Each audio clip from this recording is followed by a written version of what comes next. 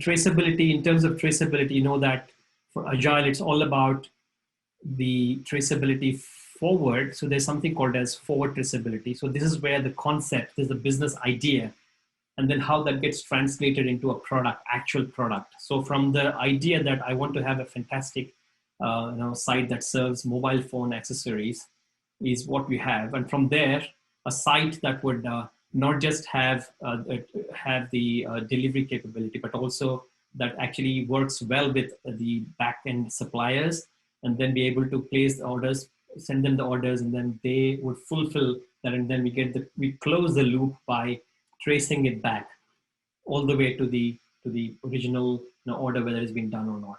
So again, original kind of idea, the vision. So you need to actually constantly check whether your product that you've delivered, whether it's a product, an application, whether process, change initiative, program, whatever it is that we're working on, is that fulfilling the original vision? Is it the matching to the idea, the concept that we had initially?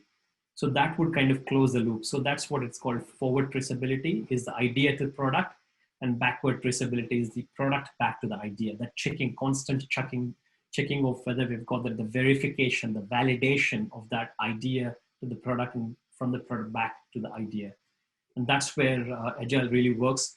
And that could actually be facilitated in Agile with what we call as a product backlog. I was talking about the backlog initially, right? So we check everything, your requirements, your tasks, your changes, change requests, defects, everything gets chucked into the product backlog and gets prioritized by the product owner and the team.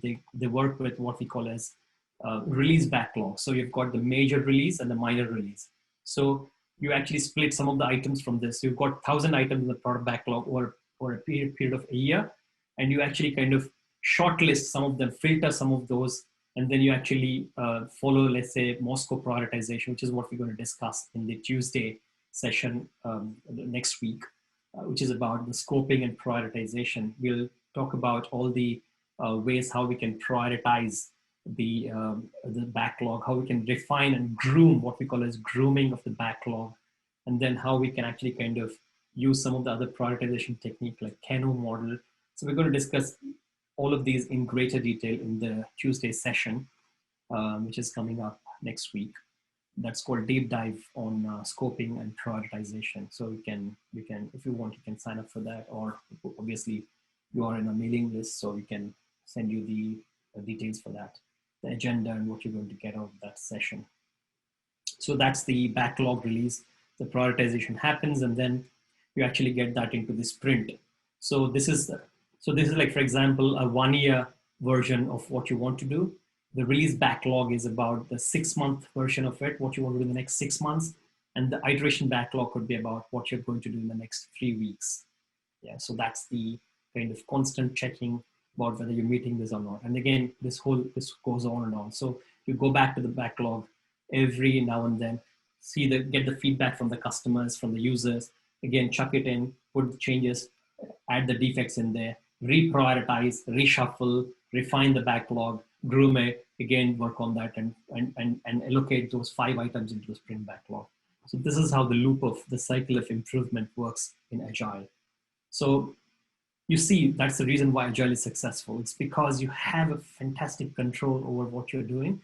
And you also know whether you're going the right direction or wrong direction immediately, rather than after 2 years, 3 years, like in the waterfall.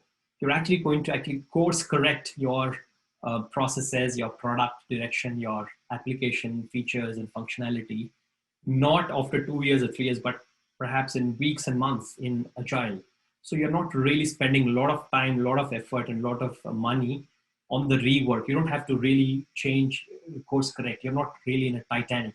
You're actually in a kind of, I'm not sure if you've ever done a kayaking. It's easy to do that kayak. You're in a kayak, you can actually change the direction just by rotating. If you want left or right, you can just change the paddle and you can actually kind of go there. Or even if you use a single paddle, you can use that paddle to just change the direction easily without having to turn loads of wheels or loads of those big steering stuff, like what we do in the boats and the ships.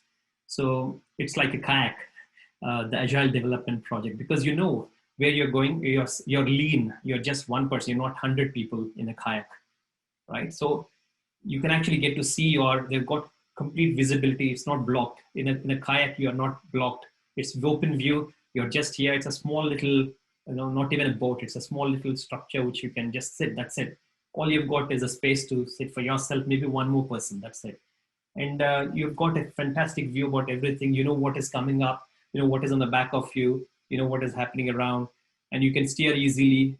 You just have got one paddle. You just either move and also take the direction. You can turn left or right just with that paddle. Just turn that and then do it. You go left and do it this way. You go right, and all you need to do is just constantly. If you just move your paddle and you're progressing ahead and going in the right direction where you want. Agile is like kayak. I think it's a good example. It's like, if you're thinking about a kind of a simile or an analogy, it's like you're in a kayak with a agile project. It's easy to manage. It's easy to control. Whereas, with a waterfall, it gets really messy. You don't have visibility. It takes a long time. It takes a lot of effort, money, and resources to do any small little change in waterfall. Whereas with agile, it's easier. So in the context, again, just an example of this one e-commerce website, our famous, the website for selling mobile, we'll have to come up with a name for that. Mobile phone website, mobile accessory selling website, we were taking an example for that. So in that case, you can actually have the backlog, let's say about 1,000 items in there, which could be about selling the mobile accessories, screen protectors, the list of items, maintain the list of items, change the items, and then have the images for the items, maintain all the maybe 360-degree video of the item, reviews, collect the reviews of the items, star reviews, everything, and then add the shopping cart. All of these, there's so many things there to be added, right? The ability to integrate with WorldPay for the processing of the card payments. So all of these are tasks and requirements. You maintain that in one big backlog. So there's just one product backlog, one huge chunk with loads of items in there. The items could be requirements, features, tasks. It could be technical tasks. It could be defects, change requests. All of them are part of that backlog for the e-commerce website. And what you do out of that is in the release backlog, we have actually released, we are saying that for the next release, we're going to have for the by November, we're going to have just the catalog. So that's going to be the catalog. The release backlog is all about catalog and having the catalog of items and showing up the photos and reviews and descriptions, and maybe select the item and then that gets added to shopping cart. That's it. So this functionality is part of all the tasks and everything that are related to this features. All the features about the catalog would go into the November release backlog. Out of that 30 or 40 items within that release of November, in the next 2 weeks, which is what is iteration, we're going to work firstly on showing the item and then showing the one image of the thumbnail image of that item, and then show the item title, item description, and then the item photos. This is the only 4 things that we're going to do in the next 2 weeks. So by, let's say, October 17th or 18th, we will complete this part only. We'll focus only on this. We don't worry about everything else. The development team are going to focus only on the aspect of the item, showing the item description, title, an image, and yeah, pretty much it. That's it. Just these 2 weeks are focused only on that.